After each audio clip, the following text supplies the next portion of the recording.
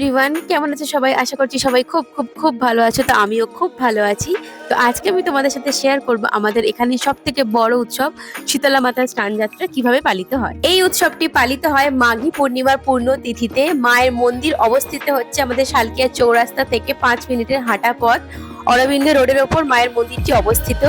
আর এই দিনকে মা হয়ে ওঠেন তার ভক্তদের কাছে কল্পতরু। শুধুমাত্র শালকিয়ায় নয়, সর্বত্র ছড়িয়ে আছে মায়ের ভক্ত।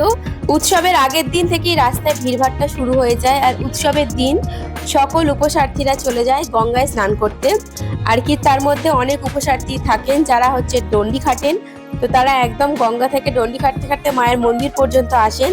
এই দিন শালকিয়া সহ বাঁধাঘাট সমস্ত জায়গাতেই প্রচন্ড পরিমাণে ভিড় থাকে, কারণ সমস্ত উপসার্থীরাই গঙ্গা স্নান করেন, নতুন জামা কাপড় পরেন। আমার মাও উপোস করেছিলেন, তাই মায়ের সাথে আমিও গঙ্গায় গেছিলাম।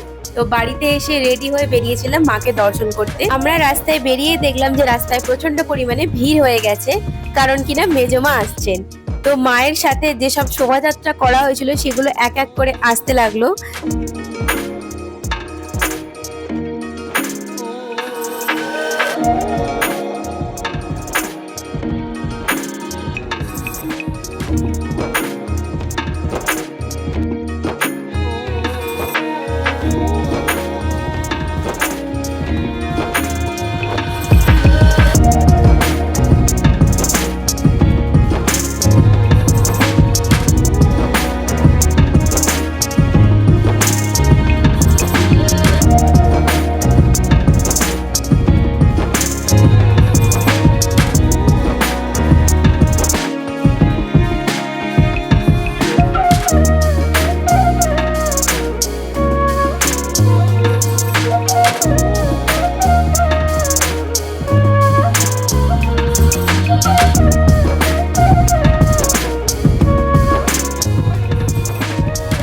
আর এই সমস্ত শোভাযাত্রার মধ্যে আমার সব থেকে যেটা ভালো লেগেছে সেটা হচ্ছে রাধে রাধে। আর তারপরেই চলে এলেন আমাদের মেজমা।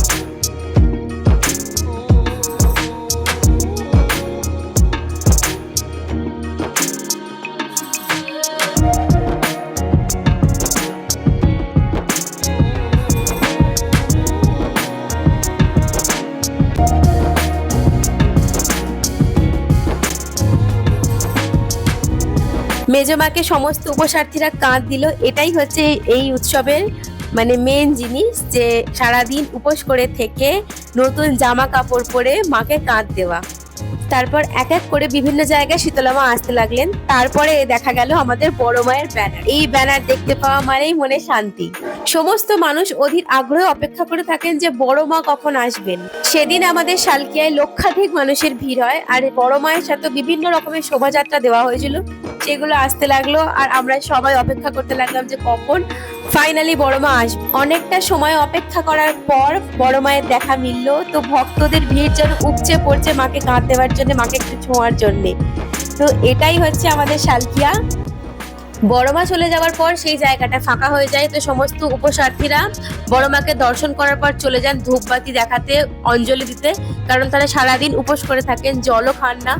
তো অঞ্জলি না দেওয়া পর্যন্ত তারা তো জল স্পর্শ করতে পারবেন না, তাই অঞ্জলি দেওয়াটা খুবই দরকার। তো আমি এতক্ষণ মায়ের সাথেই ছিলাম। তারপরে রাজ আর ওর বন্ধুরা এলো, তো ওরা উপোস করে।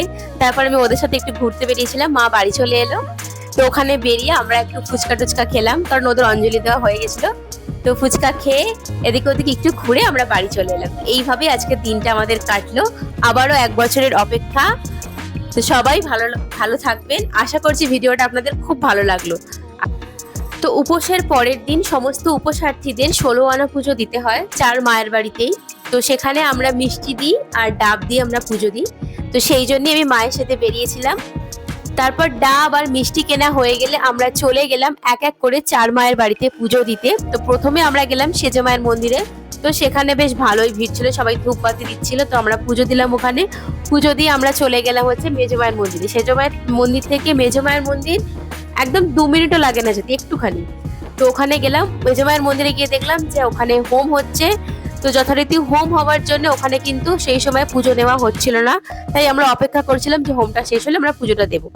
তো ওখান থেকে পুজো দেওয়া হয়ে যাওয়ার পরে তো আমরা চলে গেলাম বড় মায়ের মন্দিরে। ওখানে পুজো দিয়ে আমরা শেষে গেলাম ছোট মায়ের মন্দিরে। আর একটা কথা তোমাদেরকে বলা হয়নি, যে আমাদের শালকিয়ার ছোট শীতলা মা কিন্তু স্নান যাত্রার দিন বের হন না, উনি কিন্তু মন্দিরেই থাকেন আর ওনাকে চেন দিয়ে বেঁধে রাখা হয়। এর পেছনে একটা লম্বা কাহিনী আছে, সেটা অন্য কোনো দিন তোমাদেরকে বলবো। তাই ছোট মায়ের সকল বোনেরা যখন স্নান যাত্রায় বের হন তখন তারা সবাই এসে ছোট মায়ের সাথে দেখা করে তবেই কিন্তু স্নান যাত্রায় তারা যান। ছোট মায়ের বাড়ি হচ্ছে মুরগিহাটা অঞ্চলে অবস্থিত, আর আমরা ছোট মাকে পুজো দেওয়ার পর মুরগিহাটা 3 মাতার মোড়ে একটি মকর মা বলে শীতলা মাতা রয়েছেন, তো সেখানেও পুজো টুজো দিয়ে আমরা বাড়ি চলে এলাম। আশা করছি ভিডিওটা তোমাদের ভালো লেগেছে, তো যদি ভালো লেগে থাকে অবশ্যই একটা কমেন্ট করে দিও। আর যদি মনে হয় যে আমাদের এখানে স্নান যাত্রা দেখতে আসবেন তো অবশ্যই আসতে পারেন। চলো টাটা, দেখা হচ্ছে পরের কোনো ভিডিওতে।